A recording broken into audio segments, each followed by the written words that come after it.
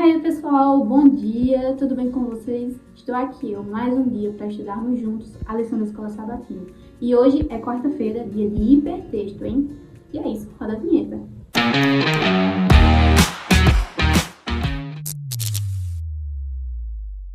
Bom, para quem não assistiu o vídeo anterior, eu me chamo Lia, ou da semana passada, ou dos vídeos anteriores. Eu me chamo Lia e faço parte da Eclésia e hoje a gente vai estudar junto a lição Adoração, de quarta-feira, que é hipertexto. E aí, vamos começar, né? Animados? A gente vai interagir muito, tá? Nesse hipertexto.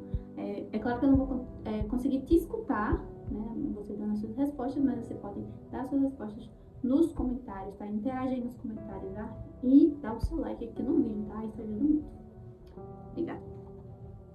E aí temos a primeira pergunta do hipertexto, diz o seguinte: como as escrituras, deu um salto, né? Como?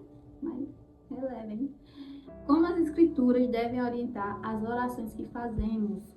As orações, elas devem ser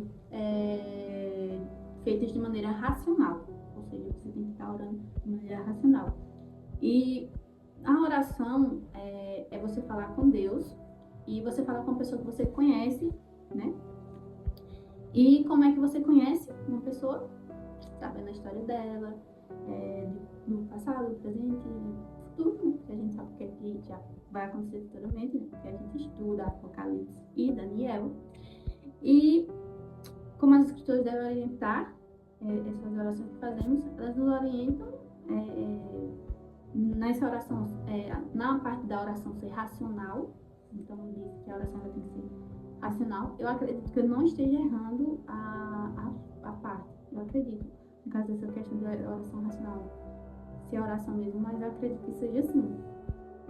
E elas nos orientam nessa questão, como eu falei, e também no fato da gente conhecer a pessoa com quem a gente está falando, entendeu? Então, eu acredito que seja isso. Se você discorda, se você concorda, deixa aí nos comentários, tá? Aí a segunda: como podemos vencer os comportamentos pecaminosos que Paulo mencionou em Colossenses 3, 5 ao 9? Então, vamos abrir juntos Colossenses 3, 5 ao 9. Vou pegar aqui minha Bíblia, que é edição Caleb. Eu não lembro o ano, mas é bem legal. Então, vamos lá. Colossenses. Vamos ver. Com certeza você vai abrir primeiro que eu. Pode ter certeza, tá? Abri. Colossenses. Abri aqui, tá, gente? Capítulo 3, abrindo capítulo 3 certinho, versículos de 5 ao 9. Então, vamos ler juntos, tá? Diz o seguinte: fazei, pois, morrer a vossa natureza terrena, prostituição, impureza, paixão lasciva, desejo maligno e a avareza, que é a idolatria. Por essas coisas é que vem a ira de Deus sobre os filhos da desobediência. Ora, nessas mesmas coisas andastes vós também, no outro tempo, quando viveis nela.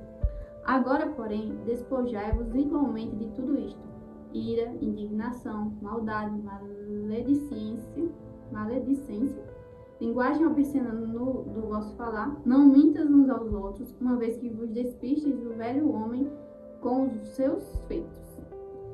Como podemos vencer os comportamentos pecaminosos que Paulo mencionou em Colossenses 3, 5 ao 9? Olha, esse capítulo de Colossenses, ele fala sobre várias coisas. E eu acredito que a única maneira da gente vencer, primeiro, é entendendo o erro, aquilo que a gente está errando. Segundo, pedir ajuda a Deus, porque Ele é o único que pode nos ajudar e nos dar força a vencer esses pensamentos, esses atos pecaminosos, né? Como fala aqui, são comportamentos pecaminosos. E conhecer, se arrepender também do que você fez, esses comportamentos, e entender que não é certo, né? Mas eu acredito que seja isso, você ver que tá errado, conhecer o seu erro, esqueci a palavrinha, mas entender o seu erro, pedir ajuda e aceitar essa ajuda também, a ajuda de Deus no caso. Também pode ser de algum irmão que possa ajudar também, então tem várias coisas, mas acho que a principal é isso, pedir ajuda a Deus e reconhecer o seu erro também. Voltando aqui para a lição. Como isso está relacionado à nossa experiência de adoração no altar de Deus? Então, como vencer vencer os comportamentos pecaminosos está relacionado à nossa experiência de adoração no altar de Deus. Eu acredito que quando você não tem meio que uma distração, quando você não tem algo lhe bloqueando, eu acho que você consegue adorar melhor a Deus. Então, eu acho que seria isso. Quando você tira esse bloqueio, meio que você não está liberto de todos os seus pecados, mas você está reconhecendo que você pecou, que você errou e você está tentando melhorar. Então, quando você entende isso, você consegue prestar uma adoração melhor a Deus, ao seu Criador. Vamos seguir, né? Quais são os melhores métodos de estudo da Bíblia que você já descobriu?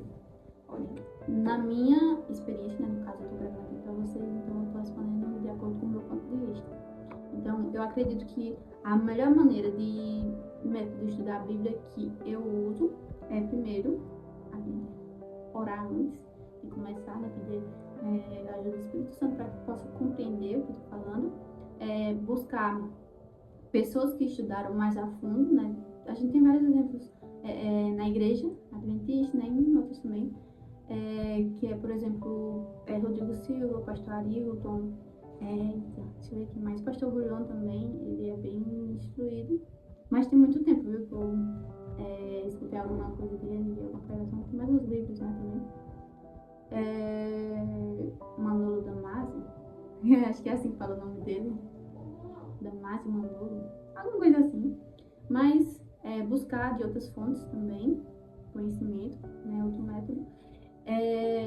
Livro também, tipo, de autores consagrados, né, que tem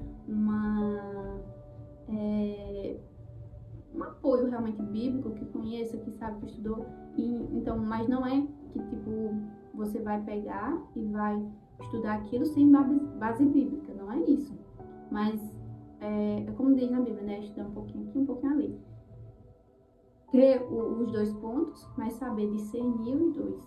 Não pegar tipo, só um livro e acreditar que aquilo ali é a Bíblia, não. Você vai estudar a Bíblia, você vai olhar, pesquisar, essas coisas assim. Acho que eu tô tentando, não sei se eu tô passando o que eu quero dizer. Mas é isso, é basicamente isso. O melhor método de estudo da Bíblia que eu já descobri foi esse. Estudar a Bíblia, pedir orientação do Espírito Santo e também buscar de outras fontes que sejam fontes saudáveis também, tá? Não qualquer fonte. Você saber quem é a pessoa que você está buscando, tá? Que seja uma pessoa que tenha, acho que dignidade, né? Não sei se dignidade é a palavra, sabe? Se não for, me desculpa aí, pessoas. Vamos para a próxima. A oração e o estudo da Bíblia são hábitos espirituais separados? Por quê? Oração é falar com Deus. Estudo da Bíblia é conhecer a Deus. Eu acredito que não são fatos separados, porque uma coisa está ligada à outra. É claro que tem momentos que você vai orar por coisas, não por coisas, mas para desabafar mesmo a Deus. Porque, como eu falei, essas coisas anteriores, mas também porque para você entender a Bíblia, você tem que pedir entendimento. Você pede entendimento a quem? A Deus, pede que o Espírito Santo esteja te guiando. Então, não tem como fazer uma coisa sem a outra, porque você precisa dos dois para poder seguir no seu propósito. Vamos seguir, gente. Qual é a diferença entre a meditação bíblica e a meditação das religiões orientais? Se você acompanhou comigo a lição de terça-feira, a gente viu a diferença desses dois tipos de meditação. A meditação bíblica é a meditação que você vai preencher a sua mente e absorver as coisas. A meditação oriental, você vai esvaziar e esvaziar, tipo, você quer liberar as coisas, pensar em nada, tipo isso. Então, é uma meditação, só que com dois tipos diferentes, né? A meditação bíblica tem um propósito e a meditação oriental tem outro propósito, então são coisas totalmente diferentes. Nesse ponto de vista que a gente tá? Compare suas respostas com os textos a seguir. Como estes versículos destacam a importância de meditar na palavra? Quais orientações eles nos dão sobre como incorporar essa prática em nossa adoração diária? Meditando na palavra de Deus. Eu não sei se eu vou conseguir ler junto com vocês todos os versículos, mas a gente vai tentar. Deuteronômio 6, capítulo 6 ao 9. Então vamos lá rapidinho, Deuteronômio. Deuteronômio 6, capítulo 6. Vamos lá abrir juntos. Eu já estou em Deuteronômio, tá? Capítulo 2, eu tô. Capítulo 6. Prontinho. Aí a pergunta é mesmo. Como esses versículos destacam a importância de meditar na palavra e quais orientações dão sobre como incorporar essas práticas em nossa adoração diária. Deuteronômio 6, capítulo 6 ao 9. Vamos ler juntos. Essas palavras que hoje te ordeno estarão no teu coração. Tu as inculcarás a teus filhos e delas falarás assentado em tua casa, e andando pelo caminho, e ao deitar-te e ao levantar-te. Também as atarás como sinal da tua mão, e te serão por frontal entre os olhos. Então, 9. E as escreverás nos umbrais de tua casa e nas tuas portas. Aqui é em relação à meditação na palavra de Deus. Meditar na palavra de Deus. Então, a gente viu aqui no texto que para estar no coração, inculcarás, no caso, colocar na cabeça, né? Inculcarás, colocar na cabeça dos teus filhos e delas falar sentado, ao deitar, ao levantar, como sinal da tua mão, será o frontal dos teus olhos e essas coisas. Como estes versículos destacam a importância de meditar na palavra, quais orientações eles nos dão sobre como incorporar essas práticas em nossa adoração diária? A gente leu, né?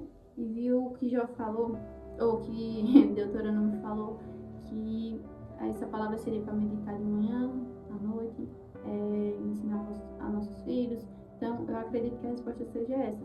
Ele dá a importância de meditar de dia, de noite, de manhã, de tarde, no levantar, no deitar. E a orientação que também tem que ensinar aos seus filhos, né? Inculcar na cabeça dos nossos filhos, né? Então, ensinar aos seus filhos também, para que possam, né, passar esse ensinamento de meditar na palavra de Deus.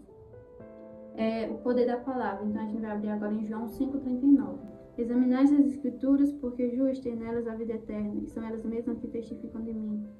Então, meditar na palavra é também para conhecer as escrituras, o que está falando nas escrituras, porque nelas tem a vida eterna, nelas você julga ter a vida eterna, e realmente tem, né? Como a gente sabe.